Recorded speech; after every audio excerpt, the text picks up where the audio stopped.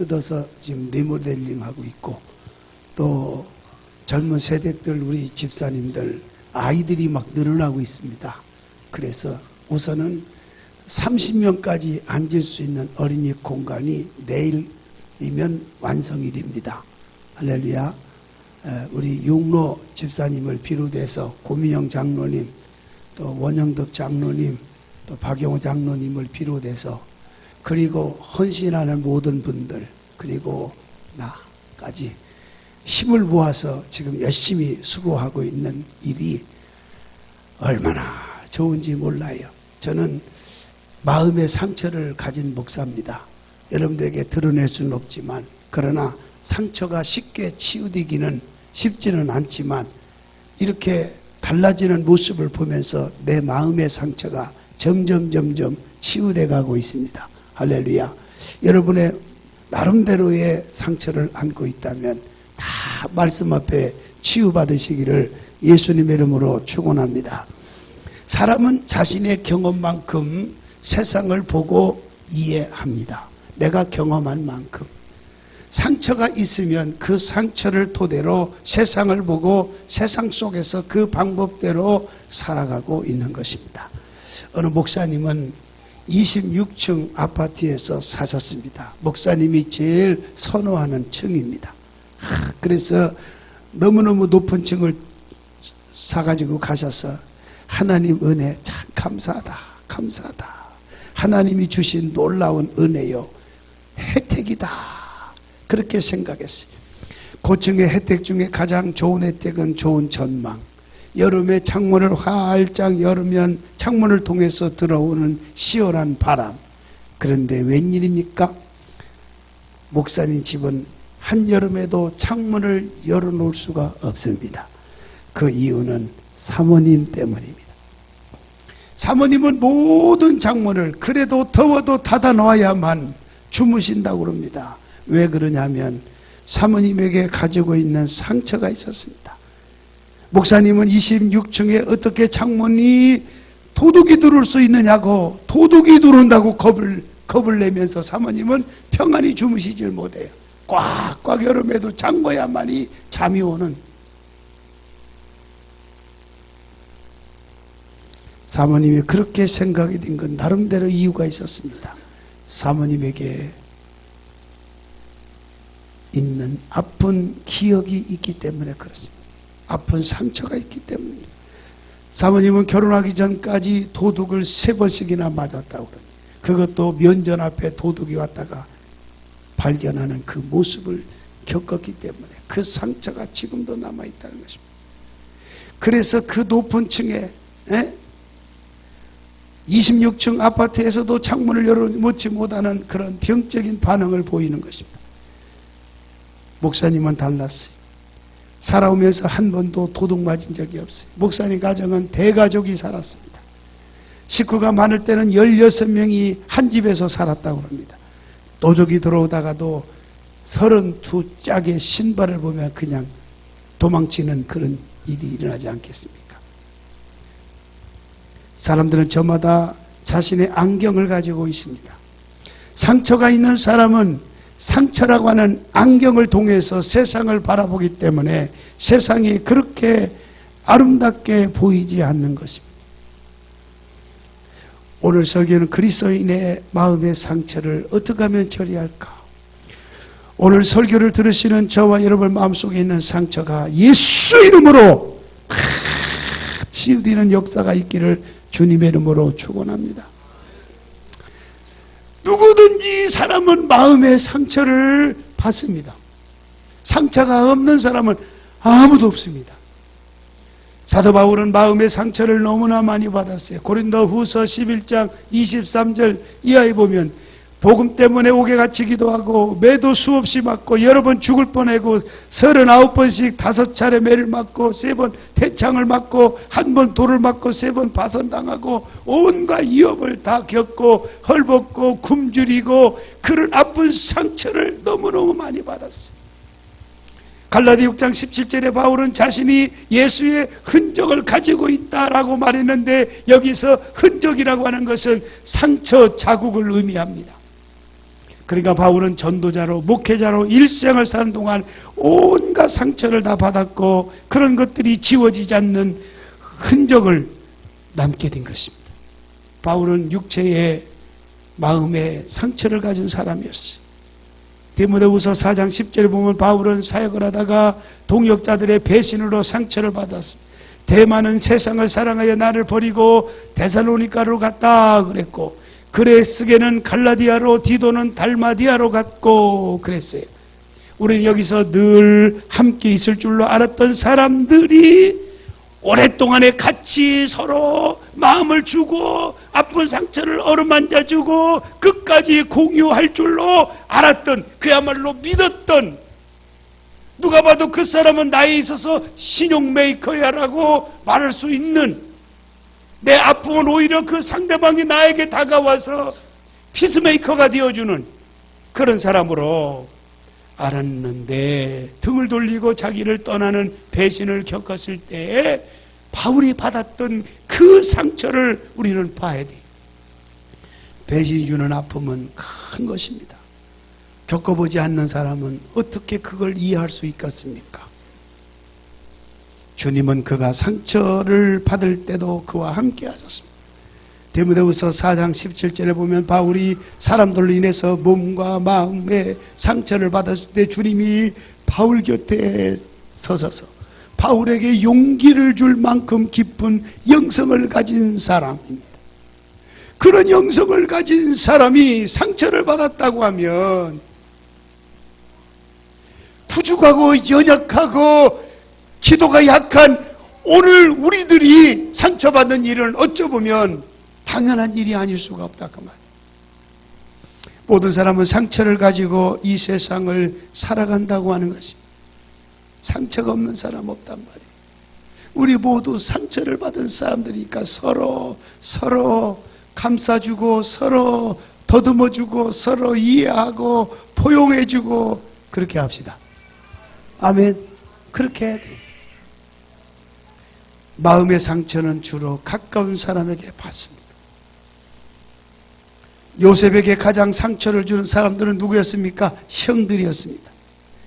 야곱에게 가장 상처를 준 사람은 형 에서와 애삼촌 라반이었습니다. 가족은 함께 있는 시간이 많기 때문에 상대에게 상처 줄 가능성이 더 큰 것입니다. 그리고 가족들은 서로에게 허물이 없기 때문에 자신을 포장하지 아니하고 있는 그대로 보여주는 것입니다. 그러다 보니까 본의 아니게 가족끼리 상처를 입히기도 해요. 상처를 준단 말이에요.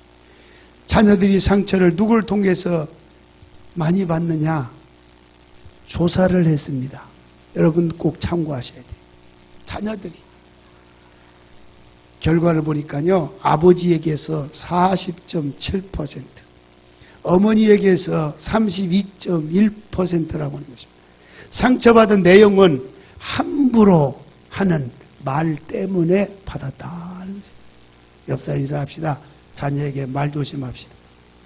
말 함부로 하지 맙시다. 자녀들의 세대가 있단 말이에요. 세대 차이가 난단 말이에요. 내 마음속에는요, 학생이 들어가가지고 학생회를 리더하고 싶어요. 청년들에게 뛰어들어가서 리더하고 싶어요. 근데 안 돼요. 내 세대하고 달라요. 그래서 부교육자들을 거기다가 붙여주는 거예요. 젊은 할렐루야.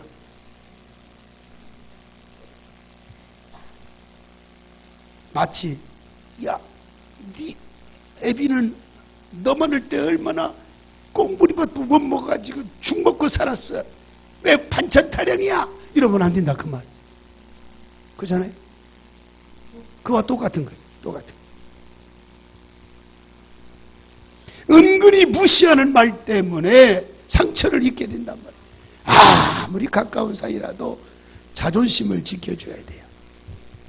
그리고 아내는, 죄송합니다, 아내는 남편에 대해서 자신이 죽어져야 돼. 그리고 남편을 좀 자존감을 높여줘야 돼. 여러분 다른 남편 자존감을 높여주겠어요? 아내가 할 수 있는 일이 자존감을 높여줘. 그리고 남편은 아내를 사랑해야 돼요. 남자는, 여자는 남편, 그 남자 하나 바라보고 살아요. 그래, 안 그래? 제가 한번 내가 충격을 받아, 상처를 받았어요. 아우 목사한테 한번 오락에서 갔더니 밥 한 끼 사주고 뭐 상품권 뭐 이렇게 몇 장 주대. 몇 장 주는 걸 내가 슬쩍 봤더니 10만 원짜리 못돼. 이만큼 있대. 그래서 거기서 주는데 불과 몇 장만 주면서 그리고 내 옆에서 죄송합니다. 이건 뭐 무슨 뭐 험담하는 게 아니에요. 옆에서 여보 마음껏 왜 이렇게 그냥 쫀쫀하게 입고 다녀? 그러면서 20장을 그래도 줘도 좀 나 없는 데서 주면 어때요? 그 마음에 막 왜? 제가 그런 큼직한 선물을 별로 받아본 적이 없거든. 그게 상처가 되는 거예요, 저에게. 근데 올바른 행동은 아니에요, 제가. 왜? 그 상처를 쉽게 고쳐지지 않는다, 그 말이에요. 그래, 안 그래? 반응들이 없어, 이렇게 다. 반응들이 없어. 다 나름대로 상처가 있단 말이에요. 나름대로 상처가 있단 말이에요. 그러니까 사람이 보는 앞에서 행동할 게 있고 행동하지 말아야 할 게 있고 상대에게 말을 해야 할 경우가 있고 하지 말아야 할 때가 있단 말이죠. 우리 성도들은 서로 상처 주는 일이 없기를 정말 부탁합니다.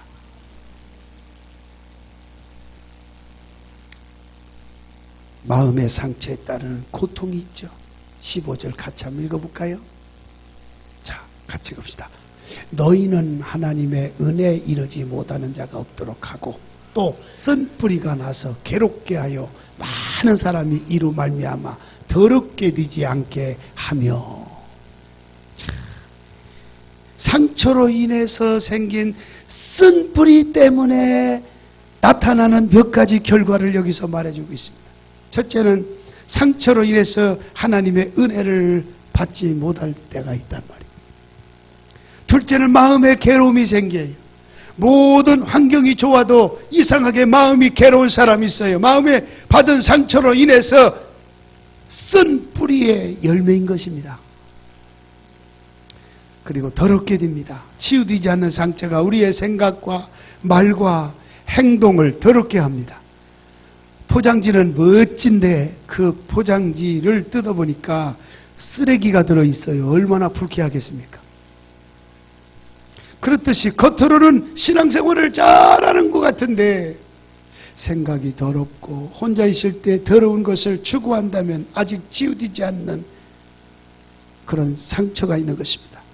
넷째는 세속적인 삶을 살 수 있는 것입니다. 그래서 16절에 보면 망령이라고 하는 말이 나오는데 이건 누구나 접근할 수 있는 속된 더러운 세속적인 인이라고 하는 뜻입니다. 그리고 다섯 번째는 영적인 것을 소홀히 하게 됩니다. 여섯째는 에서처럼 진정한 축복을 놓치고 마는 것입니다. 일곱째는 하나님께 버림받고 회개할 기회를 놓칠 수 있습니다.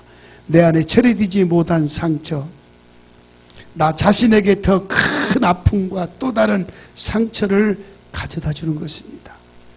우리나라 속담에 이런 말이 있죠. 종로에서 뺨 맞고 어디에서 분풀이 한다? 종로에서 뺨 맞고 어디에서 분풀이요? 한강에서 분풀이 한다. 그런 속담이 있죠. 자신의 상처로 인한 아픔이 해결돼야 되는데 그 해결되지 않으면 애꿎은 사람들이 상처의 희생물이 될 수가 있는 것입니다. 여러분의 가정이 행복하기를 원합니다. 여러분의 가정에 화목하게 살기를 원합니다. 근데 가정이 화목지 않고 행복하지 않고 가정에서 불협화음이 생기고 가정에서 여러 가지 상처들을 많이 안고 있는 사람이 교회에 와서 일하다 보면 애꿎은 성도들이 막 거기에 영향을 줘서 내용은 아무것도 아닌데 화낼 일도 아닌데 괜히 화를 내고 당하는 건 누구냐? 상처를 덜 받은 사람이 당하는 거예요.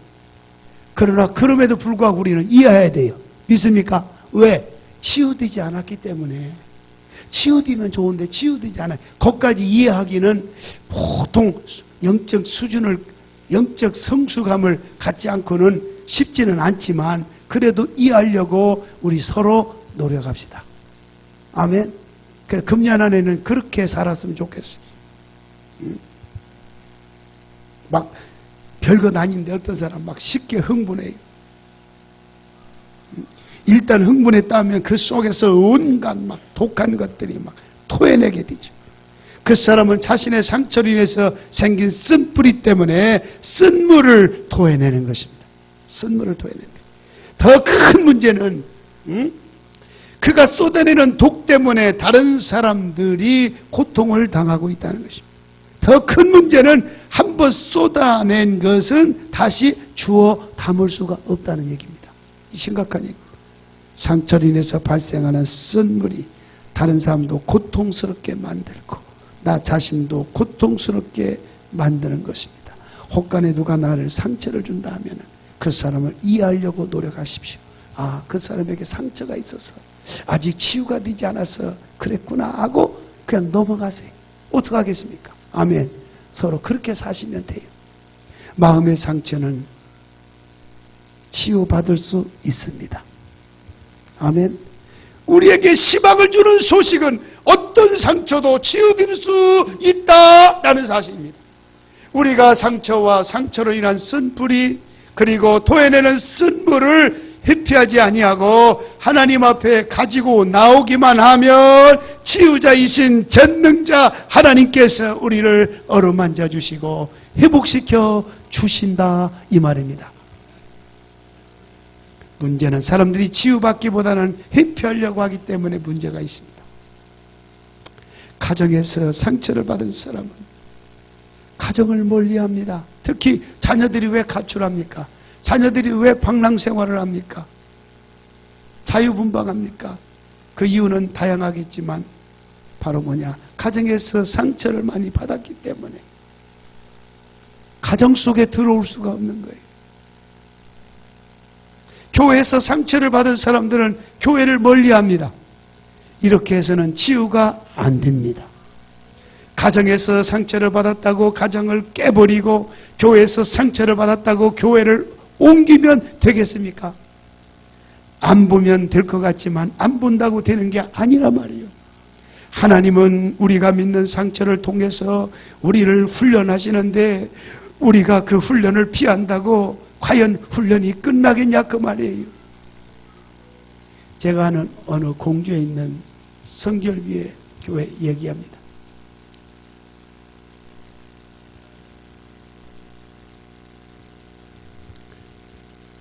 근데 문제는 사모님이 그 교회는 조금 걱정스러운 일이 있어요. 부교육자가 교인들과 대화하는 걸 꼴을 못 봐요. 장용희 목사 꼴을 봅니다. 꼴을 못 봐요. 사모님, 그래서 사모님 몰래 교인들하고 얘기하려면 교인들은 사모님 없지 그럼 얘기해봐. 꼴을 봐요. 왜 그러냐? 알고 보니까 사모님이 상처가 있었어요. 몇 년 전에 부교육자가 교인과 가까이 하면서 교회를 쑥밭 만들었다는 거예요. 교회를 막 흔들어 놨다는 거예요. 그 상처가 사모님에게 물론 목사님도 있었겠지만 꽉 상처가 아직도 치유가 안 돼가지고 혹시나 그래서 사모님이 그 상처를 안고 있는 거예요. 그러니까 부교육자와 대화하는 너무 조금씩은 이해가지만 막 진솔하게 이렇게 막 얘기하는 걸 못 봐요. 그 사모님이 빨리 예수 이름으로 치유됐으면 좋겠습니다. 할렐루야. 상처가 있기 때문에. 그런 과거에 부교육자가 그렇게 교회를 무리를 일으키고 그렇게 막 흔들어 놓고 이 상처가 아직도 치유가 안 돼서 너무 안쓰러워요. 안타까워요. 만약에 우리에게 다가오는 훈련을 피해서 도망간다면 하나님은 그보다 강력한 훈련 프로그램을 적용하실 것입니다. 이스라엘 백성들이 하나님이 매주시는 나무 벙에를 부러뜨려 버리니 하나님께서 새 벙에를 매주었다는 사실입니다. 어느 목사님이 도시에서 목회하다가 너무 힘들게 하는 한 성도를 도무지 괴로워서 두들겨 패고 그 목사님이 이거 실화랍니다. 저는 그런 용기가 10% 없으니까 걱정하지 마십시오. 막 두드려 패고 시골 교회로 옮겼습니다. 그랬더니 더 신센 성도가 기다리고 맞이하고 있다는 것입니다.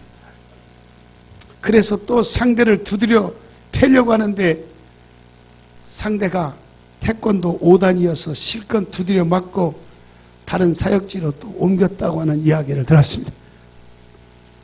치유받아야지 막 나가거나 회피해서는 해결될 일이 아니라고 하는 사실입니다. 심리학자들이 유년기에 신체적인 학대를 받은 181명을 조사했더니 80%가 한 70%가 자기가 부모에게 받은 학대를 그대로 자녀에게 하고 있다고 응답했습니다. 부모의 영향이 자녀가 안 받을 것 같지만 그대로 전수받습니다. 부모가 술 중독에 빠져서 마약 중독에 도박 중독에 빠져서 막 고통을 당하는 그 느낌과 막 그 상처를 받은 자녀가 나는 죽어도 나는 결혼해서 나는 술 중독에 빠지지 아니라 우리 아빠가 엄마를 막 패는 폭력을 이끌었던 건 내 아내는 절대로 그런 일이 없으리라. 내 아내를 깜찍하게 사랑해 줄 것이다 라고 생각을 하고 결심합니다. 근데 결혼하고 나니까 웬일입니까? 그 부모가 아버지가 했던 일 2배로 더 강하게 하더라 이 말이에요. 치유가 안 되면 안 됩니다. 믿습니까? 부모의 영향이 그렇게 크다는 사실을 주목하십시오. 아마도 그들은 이렇게 자기 부모처럼 되지 않겠다고 결심했을 텐데 왜 자기 부모처럼 자녀들을 학대하게 되었을까? 상처를 치유받지 못해서 그렇습니다. 우리가 만약에 상처를 치유받기만 한다면 더 아름다운 인생을 만들어가게 될 줄로 믿으시기를 바랍니다. 그러면 마음의 상처를 치유받기 위해서 어떻게 해야 되느냐? 첫째, 치유다이신 하나님 앞에 마음의 상처를 가지고 나와야 됩니다. 수고하고 무거운 짐진 자들아 다 내게로 가지고 와라. 내가 너희를 쉬게 하리라 그랬습니다. 주님 앞에 가지고 와요. 누가 나의 상처를 치료합니까? 출애굽기 15장 26절 나는 너희를 치료하는 여호와 이민이라. 말라키 4장 2절에 보면 내 이름을 경외하는 너희에게는 의로운 해가 떠올라 치료하는 광서를 바라리니 그랬습니다. 그리고 마태복음 4장 23절에 보면 주님께서 모든 병과 모든 약한 것을 고쳐주신다고 약속하셨습니다. 우리가 좋은 사람 만나도 치유받을 수 있습니다. 옆사 인사합시다. 우리 좋은 사람만 만납시다. 좋은 배우자 만나면 치유가 됩니다. 좋은 친구 만나면 치유받을 수 있습니다. 좋은 상담자를 만나는 것 축복입니다.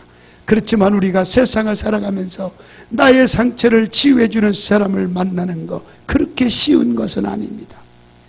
하지만 주님은 언제나 내 곁에서 나를 치유해 주시기를 원하시고 내가 주님을 찾기를 기다리고 있는 것입니다. 시편 기자는 그걸 알았기 때문에 시편 121편 1절로 2절에 보니까 뭐라고 말씀했느냐? 내가 산을 향하여 눈을 들리라. 나의 도움이 어디서 올꼬? 천지를 만드신 여호와에게로소이다. 나의 도움은 천지를 만드신 여호와께로소이다. 마음에 상처가 있습니까? 사람 붙잡고 하소연하지 마십시오. 심장병에 감기약 먹는 정도에 불과할 것입니다. 하나님 앞에 나가셔서 속상한 거, 억울한 거, 아프고 괴로운 거 다 말씀드리십시오. 그리고 주님의 치료를 기다리십시오. 주의 치유 역사가 오늘 여러분에게 임하게 될 줄로 믿으시기를 축원합니다. 나에게 상처를 준 사람 용서하셔야 돼요. 아멘. 용서가 안 되면 이해하세요. 상처가 아직 있구나 이해하세요. 안쓰럽게 생각하세요. 상처를 받으면 자신도 모르게 마음속에 뭐가 생겨요? 복수심이 생겨요. 복수하면요 상대방이 망해서 좋을 것 같지만 같이 망한다는데 어떻게 해? 같이 망하는데 같이 망해요. 만약에 용서하지 않으면 자신 속에 있는 복수심이 자신에게 더 깊은 상처를 주게 된단 말이에요. 용서는 상대방보다 자기 자신을 위해서 필요한 게 용서입니다. 그래서 성경에 내 원수를 내 몸과 같이 사랑하라. 원수놈 때문에 원수놈을 사랑하게 하려고 하나님이 그렇게 했을까요? 아닙니다. 나를 위해서, 우리 자신을 위해서 사랑하라는 겁니다. 믿으면 아멘 합시다. 그 다음에 상처를 은혜로 받아들여야 돼요. 상처를 은혜로 받아들여야 돼요. 사람이 무엇이든지 긍정적인 시각으로 볼 수 있다는 것은 큰 축복인 것입니다. 긍정적으로 봐요. 사람의 입안에 있는 참으로 침으로도 건강 검사를 할 수 있다고 합니다. 침으로도요. 사람이 은혜를 받으면 침이 달라진대요. 침이 달라져. 긍정적인 자세를 가져도 침이 달라져요. 웃어도 달라지고 기뻐도 달라지. 은혜 받거나 긍정적인 생각을 갖거나 은혜 받은 사람들의 침은 살균력이 있어 어떤 세균도 침입하지 못하더라는 것입니다. 믿습니까? 그러나 막 성질 부리고 화를 내고 막 부정적인 사고를 간 사람이 있으면 가까이 하지 마세요. 왜냐하면 혹시나 폐에 침 뱉다가 침이 내 안에 내게 처박이면 그게 그대로 내게 몸속에 큰 문제가 생겨요. 침도 중요합니다. 그러나 절망과 좌정에 빠져 불안하고 초조하며 걱정 속에 있는 사람들의 침에는 세균을 넣으면 2시간도 안 돼서 30배, 40배로 증식하더라는 사실입니다. 연구 결과입니다. 주 안에서 기쁨, 하나님의 사랑을 믿고 긍정적인 생각하며 육체의 상처가 다 치유가 됩니다. 이제는 긍정적인 사고를 가지고 사시기를 부탁합니다. 요셉은 형들 때문에 종살이하고 옥에 갇히고 말로 다 할 수 없는 고통을 당했습니다. 너무너무 억울하기 짝이 없습니다. 그 상처는 어찌 표현할 수 있겠습니까마는 그 상처를 하나님의 은혜로 해석했어요. 창세기 45장에 보니까 당신은 나를 이곳에 팔았다고 근심하지 마세요. 당신들이 나를 판 게 아니고 이 때를 위해서 우리 형제들을 살리게 하기 위해서 하나님께서 형님들을 잠깐 빌려서 나를 팔게 한 것이지 사용하게 한 거지 형님 자신이 나를 판 게 아니에요. 오히려 위로 받을 사람이 위로를 해주고 있는 겁니다. 할렐루야. 긍정적인 사고입니다. 긍정적인 사고. 그러기 위해서는 그 상처를 통해서 은혜를 받아야 돼요. 믿으시기를 축원합니다. 나의 과거가 상처로 얼룩져 있을 때 생각하면 아프고 쓰라린 나날들을 살 수밖에 없는 인간인고로 연약한 존재지만 그것 때문에 자기 운명을 비관하거나 원망하고 상처 입은 사람들을 증오하고 원수 맺지 말고 자신이 상처를 사명으로 바꾸어서 치유자가 되시기를 축원합니다. 그러기 위해서 그 상처를 통해서 은혜 받으라 그 말이에요. 아멘. 상처를 상처로 두지 말고 그 상처를 통해서 은혜를 받으라. 그때 상처가 치유되는 것입니다. 여러분 상처가 없으십니까? 다 있습니다. 다만 상처가 크고 작은 차이일 것입니다. 누구에게나 있습니다. 하지만 그 상처를 치유자신 주님께 가지고 나오십시오. 그리고 나에게 상처를 준 사람 용서하십시오. 그리고 상처를 은혜로 받아들이십시오. 긍정적인 싹으로 받아들이십시오. 그럴 때 내 상처가 깨끗하게 치유될 수가 있는 줄로 믿습니다. 2014년도에는 상처를 치유하는 여러분의 마음의 상처가 하나님의 말씀의 은혜로 다 치유받는 역사가 있기를 예수님의 이름으로 축원합니다. 축원합니다. 기도하겠습니다. 거룩하신 아버지, 우리의 마음의 상처 다 가지고 있습니다. 내 스스로는 상처를 치유받을 수가 없습니다. 전능하신 주님께 나와서 은혜 받고 긍정적인 사고를 가지고 용서하고 이해하고 그래서 상처를 치유되게 하여 주셔서 나만이 아니라 다른 사람에게도 아름다운 일들을 아버지 나누어 줄 수 있는 저희들, 거룩한 저희들 되게 해 주시옵소서. 예수님의 이름으로 기도하옵나이다. 아멘.